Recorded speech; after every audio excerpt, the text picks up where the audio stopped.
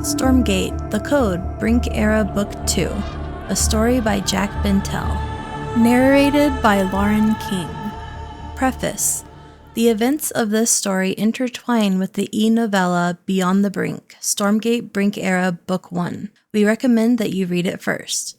This is a work of fiction. Names, characters, places, and incidents are fictitious. Any resemblance to actual events, locales, organizations, or persons living or dead is entirely coincidental. Copyright 2025 Frost Giant Studios. All rights reserved.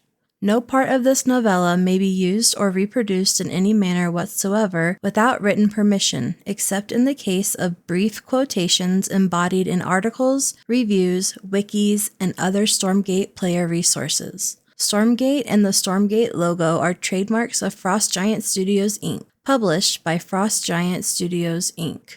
Chapter 1, 2111 CE. My name is Lila Nassar, and this is the story of how I died. Now, I've stared down death a few times in my life, to be sure. That's the line of work. It's not for everyone, but I guess it was good enough for me.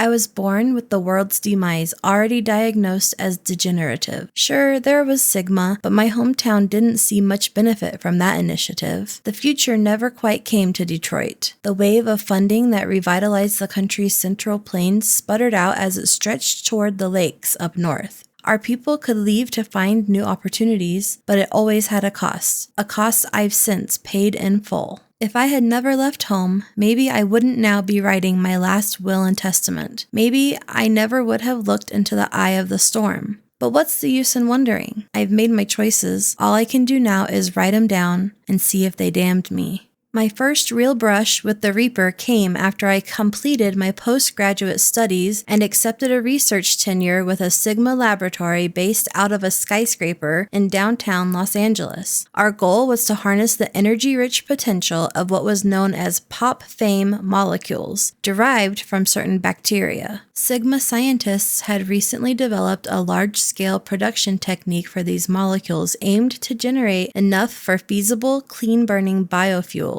The Grand Exodus Armada and the rest of Sigma's space projects required a record amount of fuel production. It wasn't only the solar system that they planned to populate with self-sufficient stations, but an outbound interstellar fleet targeted towards the nearest habitable planet. Theoretically habitable, of course, and it was our responsibility at the Pop Fame Laboratory to ensure this process would not further accelerate the cause of such an escape. The world was on the brink, and humanity balanced upon a thin line between responsibility for what we already had and that which carried on into the future. In other words, it was worthy work, if tedious in comparison to some of the other Sigma Initiative projects. Our lab in particular served as an optimization point away from the primary rocket production hubs. Each day we worked from sunup to sundown, making minute adjustments to the Sigma patented formula to further increase these molecules' fuel efficiency. I looked around me and saw people dedicated to a cause higher than themselves, parents sacrificing precious time with their children in the hope of providing them a better future. Husbands and wives letting their relationships wither for the betterment of the masses. Despite its scientific focus, in that place I saw the singular obsessive drive of belief. It was a feeling to which I strongly related. But I believed in something bigger. I had a higher purpose within this laboratory. Once the most efficient formula was developed and perfected, I would spirit a sample of it away and send it to my handlers. For there was more to this world than Sigma, though my colleagues did not know it. I served the keepers, and, to be honest, at that age, I believed I was invincible. Until I heard that sound, like a freight train or an ancient beast pushing its way up from the depths of the sea. A sound that wasn't a sound at all, but a guttural feeling inside my body that awoke a natural instinct. Fear, doom, destruction.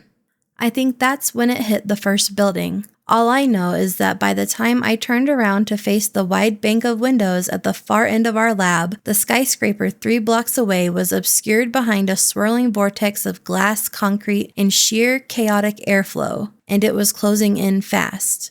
Panic always begins with a moment frozen in time before it explodes into wildfire. Every scientist in that laboratory turned to the exit. Gone were any previously held notions of unity. Suddenly, in the face of death, the stakes became everything or nothing. And in all honesty, that was what first entered my mind too: survival. Survival and my mission. I turned to the nearest lab station. Our sample batch of the biofuel was far from perfect, but it would have to do. I pocketed a vial and readied to escape. But then I heard a pained cry behind me. I turned and saw Gina Galbraith, our most senior bacteriologist, stumble and fall, sprawled across the lab flooring. While our terrified colleagues shoved their way towards the exits, she was left behind. With her fall went all of her willpower, as the nightmarish distance between herself and any chance of safety grew larger. It was the voice of my mentor Devi that sounded in my mind. We respond to existential threats whatever form they take. And here it was, existence in the balance, Gina's and my own. A quick glance out the window proved there wasn't much time to act. I didn't know the specifics then, but that was the catastrophic visage of an F5 tornado ripping toward us second by second. Instinctively, my hand reached up and pressed against my lab coat, feeling for the crystal pendant hidden beneath the fabric. I closed my eyes and time briefly held in place. I went to the no place beyond the chaos of reality and found myself there. One breath, then another, I envisioned the lab, the approaching tornado, Dr. Galbraith grasping for safety on the ground. And I saw myself too as action took over. Instinct, intuition, moving in flow with the code, showing me what I must do next. And then I opened my eyes and faced the world as it was. Eliminate blind spots. We were on the 12th floor, which unfortunately happened to be positioned just so for a perfect collision with the titanic upsurge of debris caught up in the tornado's momentum. Those glass windows were the highest order on things that were soon about to be the death of us, not to mention the plethora of lab equipment that would join the party. Yet there were about 5 rows of lab station benches between us and the windows. Create your own advantage. I slid behind the closest bench so it would serve as a barrier. Gina, still lost in panic, crawled toward the exit, but there was no way she would make it. Dr. Galbraith! We locked eyes. There's no time! Over here! Take cover! The windows rattled. It had arrived. The lab bench shook with the approaching violence of the wind. It wasn't going to withstand such power. Use knowledge of the battlefield. I reached out one hand for Gina's own and used the other to open the lower cabinet of the bench. Inside were its steel guts, a cage of piping that was deeply anchored into the floor's foundation below. It might hold. Might. But these were odds I couldn't refuse. I hooked my arm around the densest section of piping and turned back to Gina, still out of reach. Seconds to spare now. And never forget, Lila, we're always stronger together. I stuck out my leg as far as I could, past the protection of the lab bench, in an attempt to reach my compatriot. Hold on! With her last ounce of strength, Gina shoved forward and grabbed me just below my thigh. Do not let go! Sound itself was sucked away when the tornado hit. It couldn't even be classified as noise, that primeval roar of nature's fury. The brink was no longer abstract. It was very, very real, and it wanted to consume me. The exterior of the bench was shredded by either wind velocity or spinning refuse, I don't know. I saw Gina's body lift off the ground. I felt her fingers dig and tear the flesh of my thigh. I knew our shielding was gone, and all that held us to life was the quaking, groaning pipes that scraped raw into my elbow through my lab coat. My own body floated up in ascension, and my vision filled with static. Reality lost definition. We were in the heart of it now. The last thing I saw was Gina lose her grip on me. One moment there, the next gone. Up, out, her screams mute in the face of the storm. The last thing I felt was the glass that shred through my leg and lower torso as I slipped free from the pipes and slammed against the far wall. And then I knew nothing at all. That was not how I died, though it was a nice taste of the sensation. I woke up in an emergency hospital set up outside of downtown. The remnants of skyscrapers stood like dying trees stripped of bark. Emergency sirens chorused the air. I learned that my tornado was but one of 8 that spontaneously touched down in the Los Angeles basin due to the convergence of a freak blizzard in the San Bernardino Mountains and hurricane-force winds from the Pacific coast. Even the medical teams remained stunned in the aftermath. The realities of our new world made so clearly manifest before us. I was lucky, they told me. My leg had been spared amputation, though it would take me weeks to walk again. The scarring on my torso was only superficial. When the rescue workers found me unconscious in the unstable frame of the Sigma building, my clothes were scraps and my skin could barely be glimpsed beneath the blood. The sample vial was nothing but a stain on the wall. Yet it was like the hand of a higher power, they said, had guarded me from the worst of it. The body of Dr. Gina Galbraith was never found, and I still bear my scars in her name, my futile efforts writ large across my body. When my eyes regained focus and all the words coming my way finally started to make sense, the first thing I did was reach up to find the necklace gone from my neck. "Oh," my nurse noticed. "Are you looking for this?" Apparently the rescuers had found it clutched in my hand, where the crystal had burrowed and left its own small scar. She handed it over. I could have lost everything and anything else, but here it was, evidence of my purpose. When I finally left my makeshift hospital bed, I made my way through the wreckage of the city back to my small apartment. It was the only apartment still standing on my block, but a government sign had been pasted across its windows, "Condemned." I went inside, opened the safe hidden beneath my bed, and took out my transmitter. I sent out a short burst of a message, coded and encrypted as it made its way to the keepers. I only hoped my failure was not the end of the road, for it had been a long one. "I'm alive. Sample specimen irrevocably damaged. Awaiting further orders." I packed my spare belongings and left Los Angeles for good. I don't remember my mother. I never knew my father. As far as memories go, they begin with the HAST. Us kids preferred that to the Home for the Advancement of Skills and Talent. HAST sounded much more metal, and for a bunch of youth without parents, it was toughness and strength we hoped to cultivate most. This was Detroit, after all, at the curtain call of the world and the frozen ass end of the North American Federation. There were orphans of all ages, ranging from wide-eyed infants to teenagers who had been passed over too long to retain much innocence. Yet our guardians at the HAST were not the kind to let us sit back and flounder. While they worked with adoption agencies and fosters to place as many of us as they could, they wanted to make sure our time at the home was well spent. We lived beneath a strict regimen of skills training that spanned far beyond the education regulations set by the Federation. From mathematics to art and chess to martial art, the HAST instructors wanted to instill a thirst for knowledge and growth, and to prepare us for a world on the brink of disaster. As a girl with no parents, this direction was all I had. I latched onto the mission of the HAST as my only lifeline and set out to accomplish my goal, to be the best no matter what it took. Luckily, many kids around me felt the same way, although there were certainly some who thought all of our try-hard efforts would be for naught. It made for a creative and competitive environment. Even in off hours outside of class, we would often devise trials and contests to test our standings amongst ourselves. I recall one such relay race with shame run across the HAST grounds. It was a cold June morning on campus, a former Detroit high school now repurposed for kids like us. Snow still coated the world, a usual occurrence at this point in the brink. We were used to it, and the instructors kept us well bundled in winter clothing purchased by the HAST's mysterious benefactor. We pushed our thermals to the limits over a course that wound in and out of our stark and wondrous buildings, faded remnants of our city's old architectural glory. I was to carry the last leg, a task I relished. Outside the auditorium, I danced from foot to foot to keep warm. That only earned me a death stare from my soon-to-be competitor, Scotty. A diminutive boy, Scotty was neither an academic nor athletic star. He was the runt of our oddball litter, and it nursed a sharp defensiveness inside of him. I knew just how to prod and poke. "If you give up now, we can cut to the chase and go get cocoa in the mess," I offered.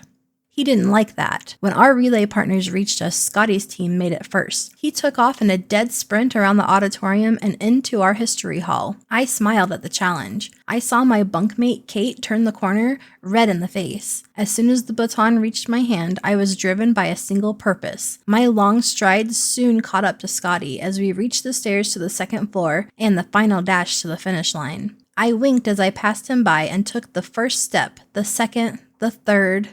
My ankle twisted as I pivoted in the stairwell for my final bounds. It didn't break, but I felt my muscles tighten and ignite with pain. I gasped, but kept going, now with a limp. I could hear Scotty behind me gaining ground. My secondhand sneakers squeaked as I made it to the upstairs hallway, a gauntlet to run past the myriad trophy cases of Hast's success stories past.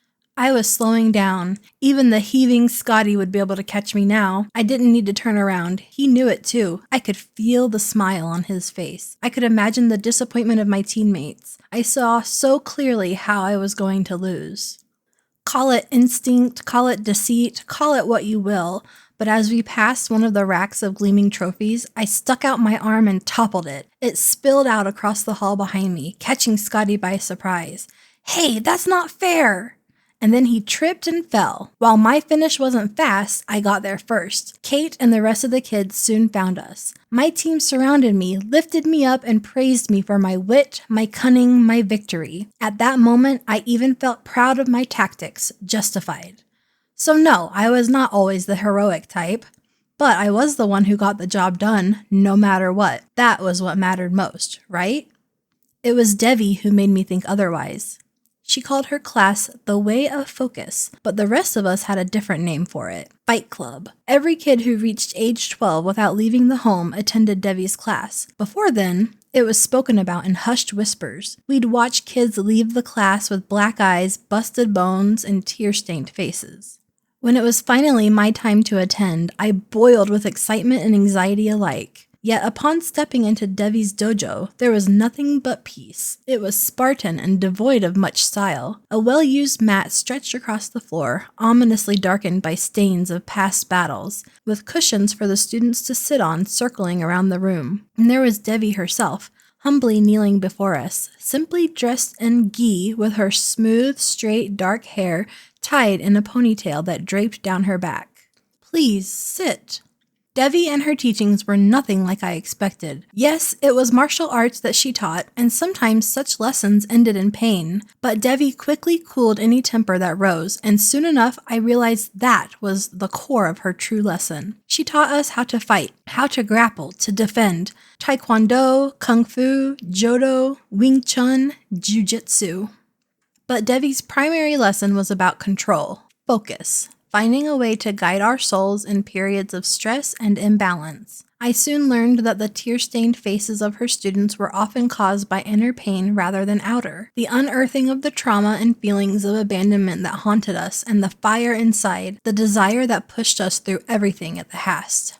These problems that you have in your heart, they're not liabilities.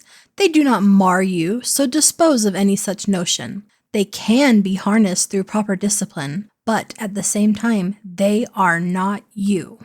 This was the lecture that changed the course of my life. Devi held out her arm and flexed it, turning it, showing us her full range of motion with a slow grace. This is you. She bent down and leapt into the air and landed in a deep split like a dancer on some stage. And this. And when her teaching assistant snuck from behind and tried to hit her with one of the practice swords, Devi swung around, disarmed her, and vaulted over her shoulders to land in the position of power behind. All of us were stunned into silence. What we do, moment to moment, when we master ourselves and find our deepest capabilities at our fingertips, that is who we are. When Devi stopped speaking and her eyes fell upon me, I knew that she saw me straight. Acceptance full and total, but not tolerance, not of my misbehavior, of my ego, of my untamed inner self. That would need to be earned.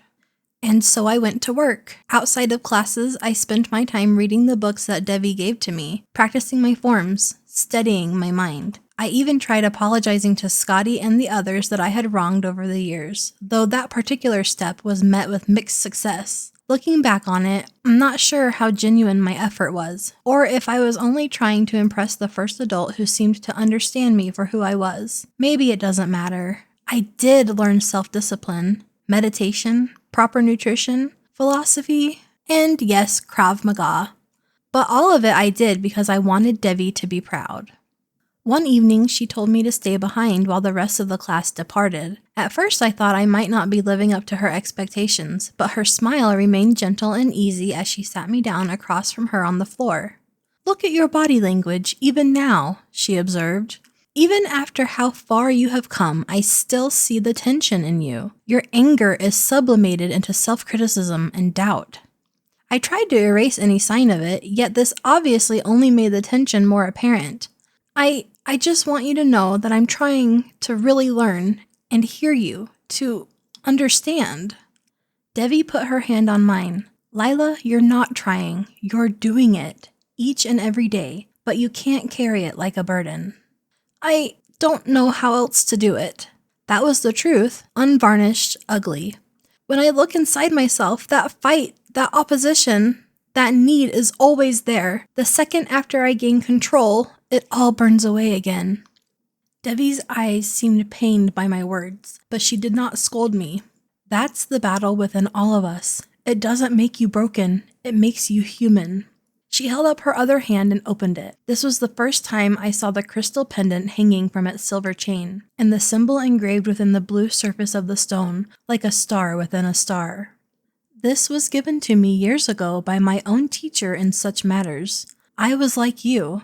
I felt alone in the world, and I felt a great urge to fight against the inequities that beset me. That was my survival mechanism. But I needed a place to go in those moments of tumult, a safe haven where I could exercise what I had learned, where I could take a breath and act. She placed the pendant in my own hand and folded my fingers to cover it. Despite its sharp edges, it carried Devi's warmth. "Close your eyes." "Devi, I know it seems silly, but try it." With the crystal grasped in my hand, I closed my eyes. I thought of my lessons, of the work I had put in so far. I let my dreams fade and my desires go with them. I felt my breath. I stepped into a safe haven I had never known to exist. I searched for my true self and found her there, waiting me with a smile, as if she was telling me that she would always be here to show me the world we could make possible together. When I opened my eyes, Devi's were shining as she beamed at me. "There you are." I realized that tears were falling down my own cheeks. I opened my palm and looked down at the pendant. What is this? What is this symbol?" "I follow the code of the Valari, and if you would allow me, Lila, I would like to teach it to you now, as it was taught to me. Our purpose is to become the greatest warriors that we can be, so that we may respond to existential threats that arise, whatever form that might take. We commit to the continuous improvement of our skills and the elimination of weaknesses and blind spots. We are strategy polyglots, training across every style of combat and self-defense, for diversity creates our advantage. Knowledge is power. Preparation is power. The battlefield is like any book of study. It can be read to help us survive and save lives. For we are stronger together. When one adherent of the code encounters another, there is unity in our bond. One strategy belongs to all." Yes, the tenets of the code spoke to me, but the fact that I was chosen, that I was deemed worthy of such a category? I will not lie to you, that was what appealed to me most. It infused my life with meaning that I had before not thought possible. It put me on the path toward becoming a true warrior. My schooling in the code was the undercurrent that flowed beneath my everyday reality that otherwise seemed unchanged. At the Hast, we all grew used to the usual rhythms of life, but the year I turned 16, those rhythms were finally interrupted. The headmaster called us to the auditorium to announce that Enoch Hart, the home's elusive benefactor, was going to visit us in the coming weeks. While he attempted subtlety, the implication was clear. Enoch sought something from the children he had sheltered and educated. But what could he want with orphans like us? We had our internally developed lore for the man, as kids do. The most popular was that he was the scion of a fallen Detroit steel dynasty and an ageless vampire. Whatever the case, he was more myth than man until now. It just seemed so strange. Why did Enoch Hart spend such considerable resources on keeping this place afloat, even in the face of the brink? "If he's a vampire," Kate whispered to me late one night after lights out, "maybe he's just going to eat us." I took it to Devi. "How often does Enoch come to the home? He must be coming for a reason, right? To test us." She remained mum on the subject despite my incessant questions. Kate and I stayed up late in the dorms, trading thoughts and bragging about which of us Enoch would select from our lowly ranks and elevate to, what, his adopted child? His protege? As Kate thought, his last meal? To those of us in our late teenage years, anywhere seemed more exciting than the Hast. Here was our chance to shine. And there I was, when all the lights were out and the conversations died down, clutching my pendant and focusing my mind on a singular goal, to be the one chosen, whatever my fate might be. When the weekend of Enoch's visit arrived, it was the pendant that helped me keep my anxiety in check. Wherever I was, I could close my eyes and go somewhere safe, where my thoughts were ordered and my mind clear. It was hard to get a read on Enoch himself. We first saw him at the far end of the mess, sitting with the rest of the instructors. I noticed that he and Devi sat right next to one another, and that she often leaned over to confer with him. His movements were minute, a head nod here, or a scratch of his long tangled beard there. It was impossible to guess his age from that distance, but he was a solid man, over 6 feet tall and wearing a tasteful suit that was nonetheless quite plain, just as enigmatic as we all had assumed. The tables in the cafeteria were arranged for a chess tournament, which would be the first round of our collective competition. It would last all day, a true endurance run of the mind, but I was ready. Outside of Devi's class, chess was my preferred method of combat. I could read pawn structure like a children's book, secretly pin down half of my opponent's board before they knew what was happening, and execute my opening Danish gambit without breaking a sweat. I was assured, and whenever I slipped from focus, I had my pendant in my pocket. I had my safe haven. I had my code. Halfway through the day, I had advanced to the semifinals. I sat down against Scotty, grown taller and more scraggly in his teenagehood, but the chip on his shoulder remained familiar. "Look who it is," he mumbled, not even meeting my eyes. Fair enough. I took it that he knew the battle was already over. And it was, in nearly record time. I did not try to hide my smile as I watched Scotty stomp off, defeated, but it evaporated from my face when I spotted Devi looking directly at me. She gave a small shake of her head to convey her disappointment. I was pinned down by that disapproval, like a trifling pawn on the board. In spite of my ego and the fact that I was no grand master, I did win the tournament, even as Kate gave her best efforts in the final game. When her queen was gone, she shrugged, shook my hand, and it was all over. The rest of the school burst into applause, but Kate and I sought a particular sort of approval. We both looked to the table where Enoch had been sitting, but he was already gone. That evening in the dorms, we tried to expel all the energy we had kept buttoned up all day. We slowly took account of the fact that some of us were missing. 3, to be precise, including Scotty. Not even their belongings remained. Kate pulled me into the corner of the room, a conspiratorial look on her face. "I saw Scotty earlier in the nurse's office. They were drawing his blood, Lila." I rolled my eyes. Be serious for once. Kate rocked up and down, her teeth gritted, her eyes wide. "I am serious. The headmaster was there too, and so was Enoch." When they caught Kate spying, she was chased off, but she swore it to me. Scotty was looking quite pleased with himself. "But I think he's gonna get eaten." That night, I couldn't sleep. I knew Enoch was not a vampire, but Scotty had been selected on some special basis. He hadn't even gotten through the semifinals. What was the point of this competition if it didn't even make any sense? I went to Devi's classroom to run through my forms, but found her there as if she'd expected me. "Kate told me about Scotty. They were drawing his blood. What is this all about?" Devi held up her hand and I fell silent. "How many lives do you have, Lila?" I grumbled but gave the practiced response. "1. And for whom do you live it?" "For myself, because I am one and we are all, and yes, Devi, I know the code, trust me, I've memorized it line by line, but Scotty never has. You know, Enoch, I can see it. What aren't you telling me? What makes him so special?" Devi was of two minds, that much I knew. She seemed on the verge of admitting some truth to me, but held herself back at the last moment. Tomorrow, the martial arts competition, in the championship round. Do not hold back, Lila. Promise me. Why would I? Devi smiled. There she is. 10 hours later, my nose bled, my back ached. I was certain that saying he had left a ring of bruises around my torso from the force of her final desperate grapples before I pushed her out of the arena. But there I stood, at the top of the tourney, ready for the mysterious final round.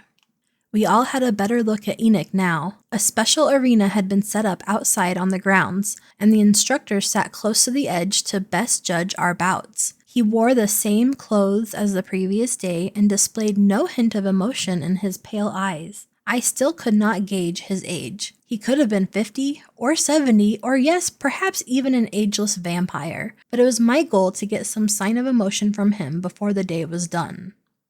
I climbed into the arena as my name was called for the championship fight. I grasped my pendant and closed my eyes. I was close. I was on the edge of something. I remembered Devi's words, "Do not hold back." I heard my opponent step into the ring.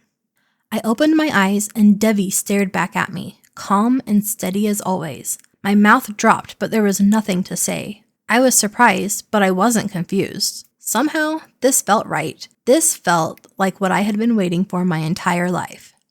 Devi nodded to me, and we began. It felt more like a dance than a battle. She did not hold back, and neither did I. Each move I made was reciprocated in kind, as if Devi could read my mind. Of course she could. She taught me everything I knew. We would meet face to face in the midst of some grasp, but then we broke apart again, chasing our momentum, trying to find ourselves in the chaos. It was painful, it was beautiful, and truthfully, I knew that I was going to lose. But, like the day of my shameful race against Scotty, I suddenly saw it. When I faltered and Devi had an opening to fling me from the ring, she hesitated. Her emotions overtook her processing, but mine had not. My next motion came from within, from that place I went when I meditated on the code. Or maybe it was that old drive to be the best, wearing a new face. Whatever it was pure instinctual. It was me. I cut Devi's legs out from under her, and still from the ground, reared back and kicked her fallen form across the arena's barrier. It was over. There was shocked silence from the crowd. Devi rolled over, and I could see the surprise on her face too. But then someone began to clap. Slow, definitive, full. It rang through the morning air. Enoch Hart applauded me, and soon everyone followed his lead. Devi pushed herself to her feet and helped me stand. She brought me close and hugged me. She had never done such a thing before. My arms remained at my sides, my mind stuck in limbo from what I had just done. "Listen to him when he speaks," Devi whispered, "but live whatever life you want to, and always remember how you feel right now. This is who you are meant to be." Devi pulled back and looked deeply into me as if I wasn't already a puzzle she had solved years ago, and that made me realize maybe she never had. Maybe I was a bet she was making with the universe. Maybe the hardest part was still to come. Then Devi let me go and turned me toward the crowd, to Enoch Hart. Enoch blew on the steam that rose from his cup of tea. He had requisitioned the headmaster's office for our meeting together the night that followed my fight with Devi. So far, he had not spoken a word. I assumed this was some final test, but I no longer had the time for this billionaire's theatrics. "Where did they go? Scotty and the others. Is that where you want me to go too?" Enoch took a sip of the tea, and the corner of his lips turned up. Yet from the flavor or my question, I wasn't sure. "May I see it?" He pointed to the pendant around my neck. "I see that you're an adherent to the Valari code. I love the way it takes on the light, don't you?" Enoch raised his cup for another sip, and I saw it now, the ring on his finger, the same engraved gem on a muted gold band. So Enoch Hart was an adherent too. "That's how you know Devi." "That's a story for another time, but I must admit I didn't expect her to have an apprentice such as yourself when I arrived. Devi is quite picky." "Is that what this is?" Devi told me about the larger society of the Valari, adherents all around the world, working to spread the code. "The society of the Valari is vast, this is true. Loosely knit, but unified in purpose." I couldn't stop the righteous indignation that swelled in my tone. So why was Scotty chosen? He's never heard of the code in his life. I don't understand. No. Enoch paused my rant with a single adjustment of his posture. There was great power coiled within him, and though no aggression was on display, the possibility of his strength was more than enough to intimidate me into silence. This is beyond the code of the Valari, Lila. I watched a subtle change come over Enoch's face. It wasn't severe or frightening, but it was sudden and undeniable. I was here to listen, not ask questions. We cannot understand everything in this universe. We can only understand the battle that lies before us, I finished for him. Lila, you are not like the children that left yesterday. You will never be like them. Even without understanding exactly what he meant, those words stung my soul. But there are many purposes to serve in life. Some are not so remarkable, and there is nothing wrong with that. All deserve a chance at a good life. It's why I opened the home in the first place. But some have unique destinies reserved for them alone, should they choose to embrace the call. I leaned forward, already far too desperate for such a purpose. It's what I want. I promise it's the only thing I want. Enoch breathed deeply and looked out the window into the darkness that fell over Detroit. Many say that, until their destiny asks them to put it all on the line, to serve its purpose over everything else, every other life they could have lived, instead of a person who chose to live as one willing to die for their cause. My mind raced. The military? Sigma? Our world was full of righteous causes. All I needed was one, but I wanted it to be something more than the rest, something special. I wanted my destiny to want me back. You're young, Lila. You may think you want this, Enoch began, as if reading my mind, but then he froze. His body tensed and his neck spasmed as he looked up toward the high ceiling of the office. Mr. Hart, are you... I stood up and moved around the desk. I knew I should call the headmaster, get help, but the tone of Enoch's skin held my attention. A faint shimmer undulated atop his pale flesh, the texture of a horizon's mirage. Watching that shimmer brought my attention to the tattoos that began on both of his wrists and ran up beneath his sleeves. Thick, tangled lines like the text of some ancient tribe. I was wasting time, giving up precious minutes that he might need, but what I wanted to do more than anything was reach out and touch. Enoch gave a start, shocked back into himself. I flinched backwards, embarrassed and unsure now of the spell that had seemingly fallen across us both. He kept his eyes closed and brought his hands together. I saw his forefinger caress the embedded gem on his ring. While he briefly calmed himself, I took my seat. He opened his eyes and began again as if nothing had happened at all, with that same stately demeanor. I represent today a unified order that we shall call the Keepers, and I will tell you what I can about the opportunity on offer. You would remain a ward of the state until you are 18, but you would begin preparations for higher learning immediately. There are several paths that may be chosen, be it mathematics, biology, or psychology. You would never know the full context of what you serve, but you can know this now. There are few higher orders. This will be a test of blind faith, and I understand the burden of such a thing for a girl of your age. Yet knowing that you already live by the Valari code as taught to you by Devi, you are exactly the type of person that the Keepers need most. With us, you would serve the future of mankind, and perhaps that of all life in our universe. With that, Enoch raised his cup and took another sip. I should have questioned him more, or taken the night to think. Perhaps I never should have even entertained the proposal at all. But when I took hold of my own pendant to consult my true self, the answer arose in my mind, clear as day. Okay, when do we start? I could tell you of leaving Detroit behind at 18, of my accelerated path through university, first in biology and then my graduate studies in biochemistry. I could regale you with the trials of my PhD dissertation, of the friendships and romances I never let bloom, of how I never saw Devi again. But there is no drama in a life lived for a single purpose. There is no tension in a person transformed into an engine. For the next decade of my life, I became an unquestioning servant of my higher order, the Keepers. My communications to them were limited strictly through the small angular transmitter that Enoch had trusted to me on that night years ago. Upon close examination, it seemed both ancient and unprecedented, though from afar, no one would pay it much attention. It was through that transmitter that I was assigned my position at the Sigma Laboratory in Los Angeles. But in the wake of the tornado, it was completely dormant despite my missive confirming that I had survived and that I had failed to secure the sample. I was sleeping in a motel somewhere in the Sonoran Desert, waking up and staring at the small screen each day. Had they forgotten me? I examined my scarred body. Was I damaged goods?